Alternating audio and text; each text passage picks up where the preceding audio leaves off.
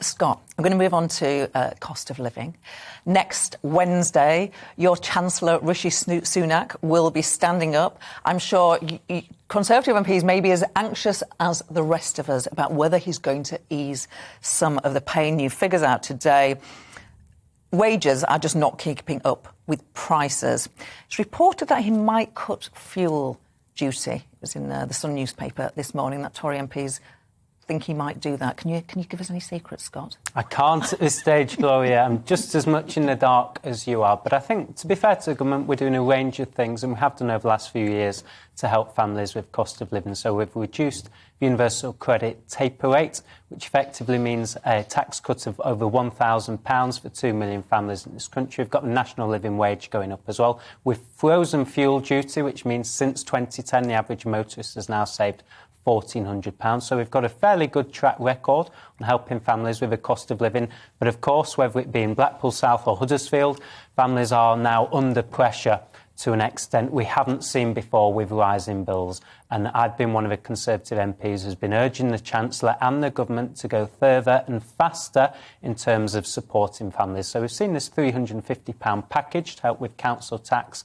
and fuel bills, but I think we need to do more because the crisis in Ukraine, unfortunately, will have long-lasting impacts on people's household budgets in this country, and we do need action. Some people, Labour, and Barry can put this point himself, would say actually the profits that the energy giants are making are very small.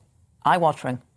Yeah, they're eye-watering. I'm not sure that's the case. If you look at an average energy bill, you're looking at 2 to 3% are actually classed as profit. So it's a very small profit margin. So let's not get into this false narrative of energy companies. I'm sorry to break this wonderful party consensus. It had to happen. I'm sorry, Glenn, this isn't true. The fact of the matter is that I've been in Parliament a hell of a long time.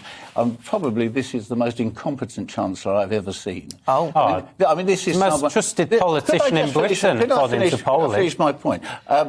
Here's someone that introduces a scheme that's so open to fraud that it loses billions of pounds in fraud that could have actually flowed to the people who are fighting the cost of living. On the other hand, we have got the incompetence that is now so clear that Michael Gove has had to be drafted in to give him some serious backbone. So, I am very worried that we have a very inexperienced Chancellor that needs help. I'd actually bring back some old Chancellors like Gordon Brown to give him some advice.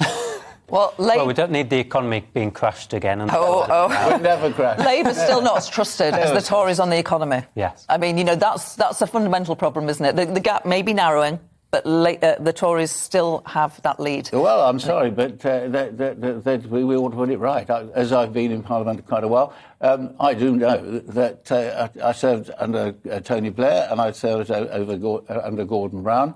I think that was an era of great competence. I'm sorry. That is a big debate. I want to be fair to you, Scott, because I know you've just led a debate in Parliament about levelling up. Remember that one?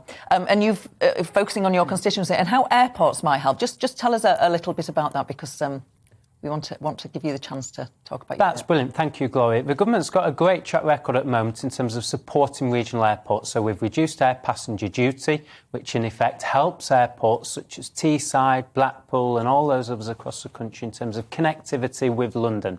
Because, of course, as we transition and towards net zero, it's important that aviation has a role to play in that. So the debate this morning was about green technology in aviation, using electric planes, using hydrogen-fueled planes, and how we can make sure that it's still affordable for families to fly whilst, of course, abiding by our net zero commitment. So that was the role, that was the debate this morning, but there's a huge role that reopening Blackpool Airport for commercial passenger flights can play. So that's one of the things I'm very keen to explore as far as levelling up goes. Sort of related to travel. Yeah, but we have COP26. I mean, the fact of the matter is, I like my regional airports to some degree, but overall, if COP26 means anything, we've got to do something about the environment.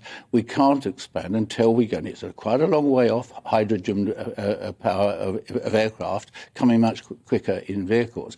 But in terms of air travel, now. Well, that's going to take quite a long time, and I don't want to see very quick fix like fuel duty when we're poisoning the population of this country with the pollution in our air.